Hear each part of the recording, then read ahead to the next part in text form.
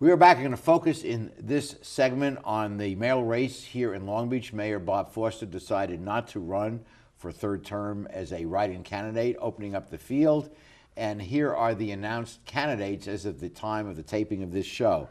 Assemblymember Bonnie Lowenthal, Vice Mayor Robert Garcia, Councilmember Jerry Shipsky, Councilmember Suja Lowenthal, Attorney and Long Beach City College Trustee Doug Otto, former NFL football player and real estate developer Damon Dunn, Wilmore City Heritage Association Treasurer Janice Shields, and basketball coach Kareem Muhammad. Quite a mixture.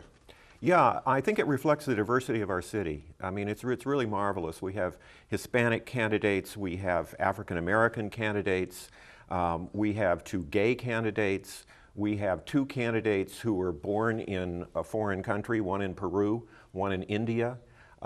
It's a pretty incredible mix that we have here. And as you say, it reflects the diversity of the city of Long Beach, which Yeah. according to the RAND Corporation is the most diverse city in America. Right, and now we're going to have the most diverse mayor's race in America.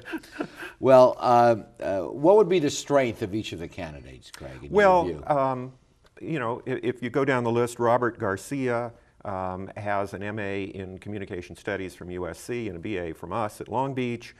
He's been on the council. He's worked in administration at Long Beach Community College. So he brings a lot to the plate, and now as a vice mayor, he's learning how to run the city. Jerry Shipsky has been on the council. She has an MA and a JD, a law degree, which you would appreciate. And you know, she's been an activist and has represented the 5th District Council since 2006.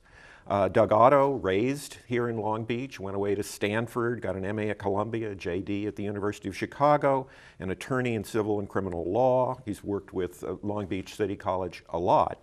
Suja Lowenthal, out of the famous Lowenthal family here in Long Beach, you know, got a BA in economics at UCLA, nothing to sneeze at, an MBA at LA State, and a PhD in public policy at USC. A lot of these people are well educated, as you can see. Damon Dunn, by his own account, was born poor in Texas, became an NFL player, got a BA at Stanford, an MA at Harvard, a motivational speaker. Of all of the candidates, he has the most in the bank right now, so that may give him an advantage because this race is going to cost over $1 million. Janice Shields has been very active in the community. She has a Bachelor of Science degree from the University of Arizona, another BA from San Diego State, and then an MA in linguistics from Long Beach. So she's well educated too. Kareem Muhammad finished night school, then got an associate's degree at Compton Community College, and he is the only one on the list who actually ran for president of the United States at one point. And then, of course, Bonnie Lowenthal is well known in the city. She was elected to the Assembly in 2008 after coming off the City Council. And so she's been very active as a family counselor and active in the Long Beach Unified School District. So a lot of diversity there. You mentioned that it would take $1 million to run a campaign. I assume you mean $500,000 to get into the runoff and another $500,000 to win the runoff. Roughly, yeah. Roughly. Talk about the difference between retail and wholesale politics. Yeah, in the political consulting world, wholesale politics means that you use media to sell yourself to the voters. Retail politics means you go and shake their hands. You go door to door. This election, which is in an awful date, in my opinion, it's April 8th. You know, why not do this on a primary day? Why not do it on a regular election day? But we don't. And so people don't know it's coming, they don't turn out. And so the whole trick to winning this election is turning your voters out. And historically, the turnout is rather modest for to say the least. Elect the mayor. Yeah, to say the least. It's very small. So you need to go door to door, you need phone banks, you need a lot of personal contact to win the race. Is it possible to walk the city? We have 400,000, 480,000 people, maybe several hundred thousand are registered. At best, we get 50% turnout, which is very high, probably will be less. Here's my advice to the candidates. Find out where the turnout normally is in the mayor's race and walk those districts. You can get a priority listing of precincts, high voter turnout, low voter turnout. Don't waste your time on the low voter turnout precincts. Walk the high voter turnout. If nobody answers the door, leave a little door hanger. When Tom Clark ran for mayor, the first time we had the mayoral election, he would leave a Clark bar with people if they weren't home. It's that kind of diligent work that it's going to take to win this election. And by council districts, a majority of the voters in these mayoral elections come from the 3rd councilmanic district, 4th, 5th, and 8th. That's correct. And your workers will be happy to walk the 3rd because they get to walk along the beach, they get to go into Naples. It's a lovely walk while they're doing their job. Talk about the role of money.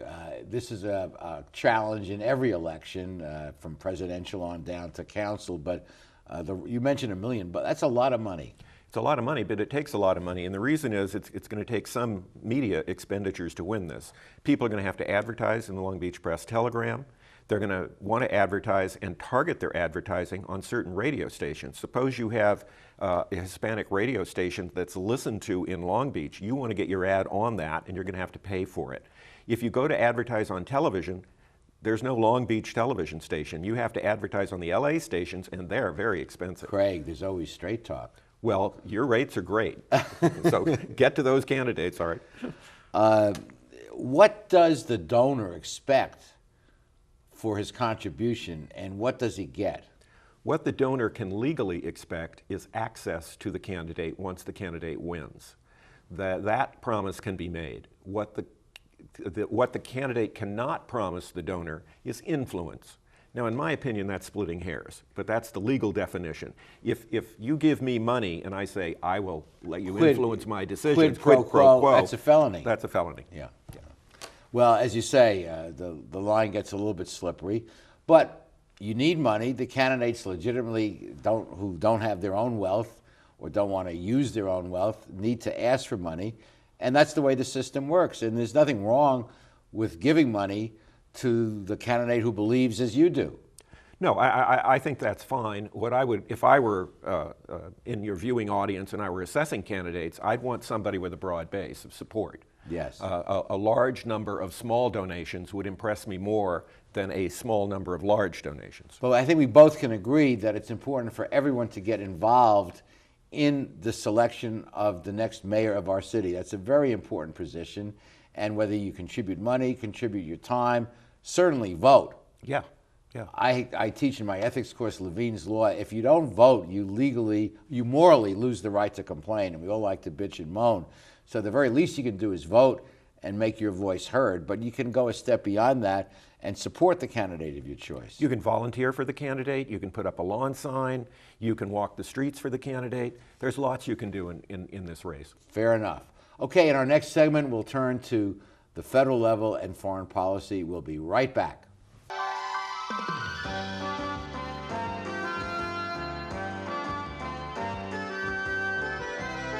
How do you like your chances the rest of the way? I got no idea. But I do know that if we stay with Naples Rib Company, at least we won't go hungry. Coach, what do you think about some of those questionable calls tonight? Yeah, but if you want a sound call, I'd call Naples Rib Company. You can't miss on that call. Then Naples Rib Company is part of your game plan? There really is nothing more motivating than a great barbecue meal at Naples Rib Company. Victory or not, Naples Rib Company, great game plan. Founded in 1976, Polly's Gourmet Coffee is Southern California's most complete gourmet coffee store. Polly's has the best tasting coffee, freshly roasted every day right in the store, plus a wide selection of teas, an in-house bakery, espresso bar, patio dining, and more. We also offer Wi-Fi, free internet access for all of our customers. Our nationwide clientele agree when it comes to coffee, there's only one name to remember, Polly's, 4606 East 2nd Street, welcoming you into Belmont Shore. When I was a boy growing up in Italy, I had a dream to own my own store. I came to the United States and I worked hard as a tailor. Hi, I'm Umberto. I've been in Long Beach since 1960, carrying the finest quality men's clothing.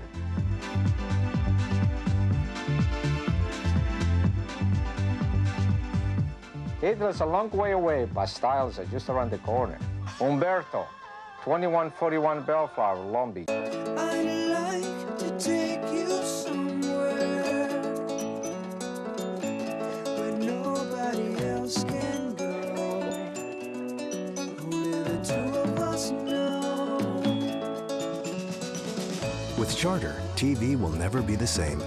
Now you can make a date with your favorite movies and shows, anywhere and anytime, with on-the-go content from Charter.